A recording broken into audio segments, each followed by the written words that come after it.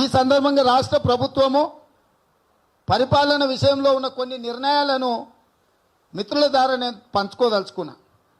ముఖ్యంగా శాంతి భద్రతలు అదుపులో ఉండాలంటే బాధ్యత కలిగిన అధికారులకు వాళ్లకు సరైన బాధ్యతలు అప్పచెప్పాలి. వాళ్ళని ఒక సమయం తర్వాత నిరాసక్తత ప్రదర్శించిన వాళ్ళను లేదా ఇతర సమర్థులైన అధికారులను బదిలీ కూడా చేస్తుండాలి.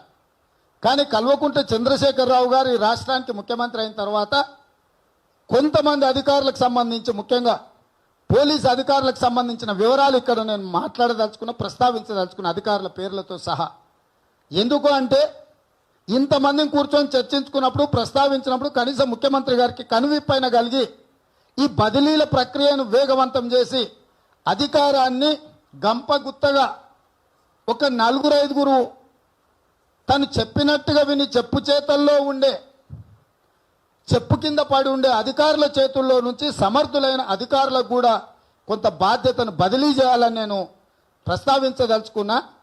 ఇవాళ పోలీస్ డిపార్ట్మెంట్లో అడిషనల్ డీజీ జితేందర్ గారు ఉన్నారు. శాంతి భద్రతల అడిషనల్ డీజీగా ఆయనే ఉన్నాడు, జైళ్ల శాఖ అడిషనల్ డీజీగా ఆయనే ఉన్నాడు.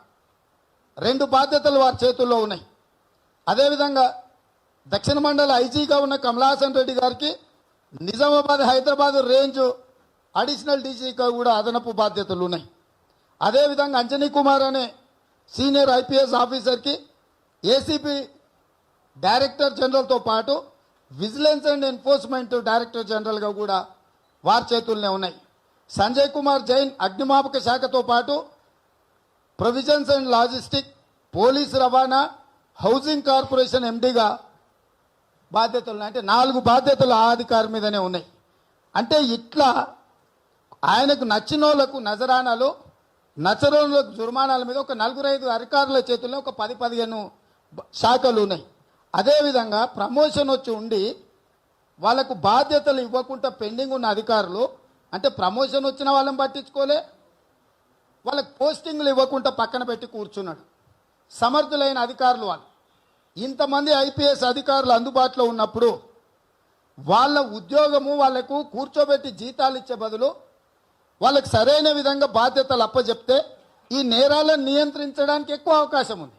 ఒక్కొక్క అధికారికి 4 శాఖలు 5 శాఖలు కేటాయిస్తే అతను పర్యవేక్షణ చేయలేడు. ఏ మనిషికైనా 24 గంటలే ఉంటుంది, 2 చేతులు 2 కాళ్ళే ఉంటాయి, ఒకటే తలకాయ ఉంటుంది. మరి ఒక తలకాయ 2 చేతులు 2 కాళ్ళు ఉన్న అధికారికి 5 శాఖలు ఇచ్చి అంతే సమానంగా ఐపీఎస్ పాస్ అయి ఈ రాష్ట్రంలో బాధ్యతలు నిర్వహిస్తున్న చాలామంది అధికారులను సెంట్రల్ సర్వీసెస్ నుంచి అడిషనల్ డీజీ విజయ్ కుమార్ వచ్చాడు. ఆయన హోంగార్డ్ దానికి అటాచ్ చేసి రెగ్యులర్ పోస్టింగ్ కూడా ఇవ్వలే. Additional DG cadre officer Vijay Kumar గారు సెంట్రల్ సర్వీస్ నుంచి దట్ పర్టికులర్ సిబిఐలో వాటిలలో పనిచేసి వచ్చిన ఒక సీనియర్ ఆఫీసర్ని పోస్టింగ్ ఇవ్వకుండా పక్కన పడేసింది.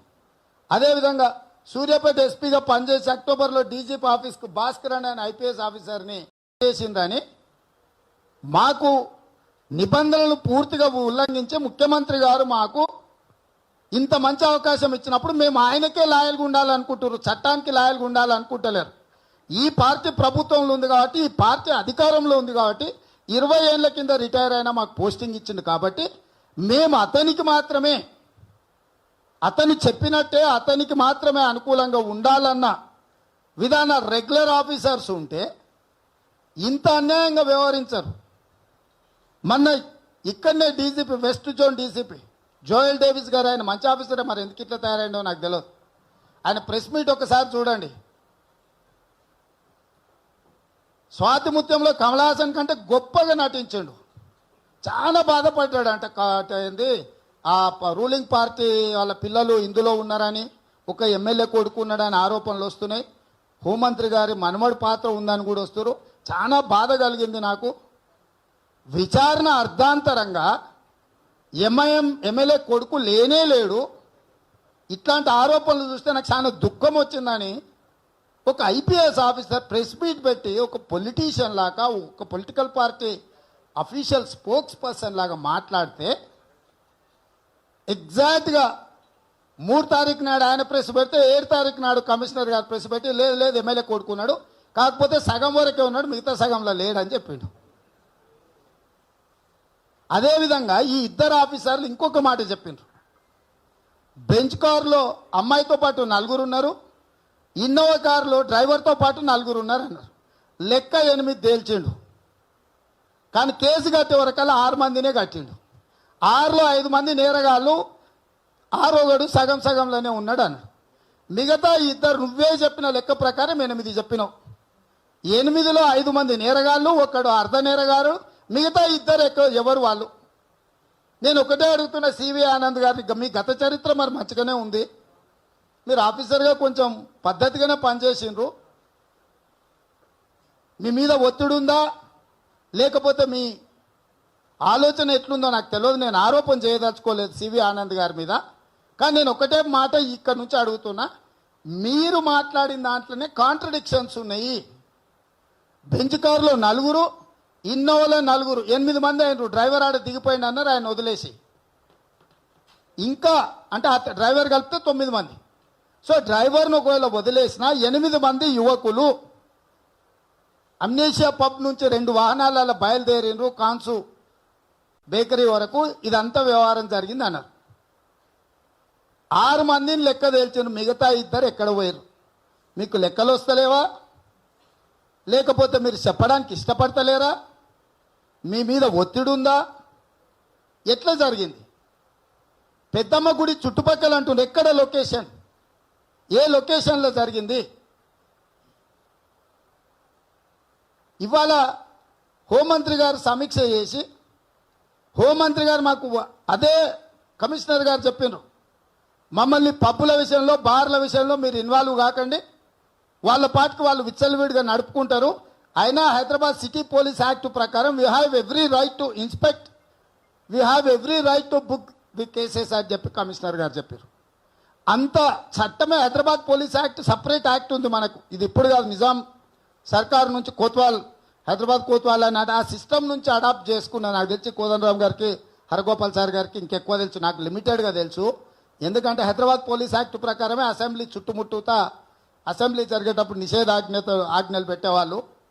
తర్వాత ఏదన్నా ధర్నాలు చేద్దామనుకున్న, అసెంబ్లీ ఉన్నప్పుడు నిరసన తెలుపుదామనుకున్నా కూడా ఆ యాక్ట్ పెట్టి ఇవన్నీ నియంత్రించేవాళ్ళు. ప్రజా సంఘాలు ప్రజా ఉద్యమాలు చేయడానికి వచ్చినప్పుడేమో హైదరాబాద్ పోలీస్ యాక్ట్ గుర్తొస్తుంది, నియంత్రిస్తారు, నిబంధనలు పెడతారు, కఠినంగా వ్యవహరిస్తారు. కానీ పబ్బులకు, క్లబ్బులకు, డ్రగ్స్కి, డ్రింక్స్కి మాత్రం ఈ నిబంధనలు వర్తించవా? 24/7 లిక్కర్ సప్లై అనేది లేనే లేదు చట్టంలో. లేని చట్టాన్ని ఎక్కడి నుంచి తీసుకొచ్చి పెట్టిండ్రు? అదేవిధంగా 5 స్టార్ హోటల్స్లో కూడా 11:30 తర్వాత డ్రింక్ సప్లై చేయడానికి లేదు. ఒకవేళ ఇవ్వడానికి కూడా ఎక్కడ ఉంటుందంటే రూమ్ సర్వీస్, ఇన్ సర్వీస్, అంటే రూమ్లో ఎవరైనా ఉంటే రూమ్కి తెప్పించుకోవచ్చు తప్ప బార్లు బహిరంగంగా నడపడానికి లేదు. కానీ ఇవాళ కేసీఆర్ వచ్చిన తర్వాత ఇంటర్నేషనల్ ఎయిర్పోర్ట్ కాడ, ఎయిర్పోర్ట్ లోపల పెడితే పర్వాలేదు, ఇంటర్నేషనల్ ఎయిర్పోర్ట్కి అంటే ప్యాసింజర్స్ దేశాలు పోతుంటారు వస్తుంటారు కాబట్టి లోపల సైడ్ బార్లు ఉన్నాయి, డ్రింక్స్ ఉన్నాయి, అన్నీ ఉన్నాయి. ఈ మధ్యకాలంలో కేసీఆర్ బంధువులు ఎయిర్పోర్ట్ బయట పార్కింగ్ ప్లేస్లో 2 పబ్బులు 24 అవర్స్ లిక్కర్ సర్వ్ అని చెప్పి ఇప్పుడు ఆడ పబ్బులు పెట్టారు. అది ప్రభుత్వ స్థలం, లీజ్కి ఇచ్చింది. దాంట్లో director Jayesh Ranjan and finance secretary Ramakrishna Rao, Hyderabad international airport authority అనే కంపెనీలో on behalf of state government there are 2 directors. One is Jayesh Ranjan, the other one is Ramakrishna Rao, finance secretary. వీళ్ళుండి ప్రభుత్వం స్థలంలో 24 గంటలు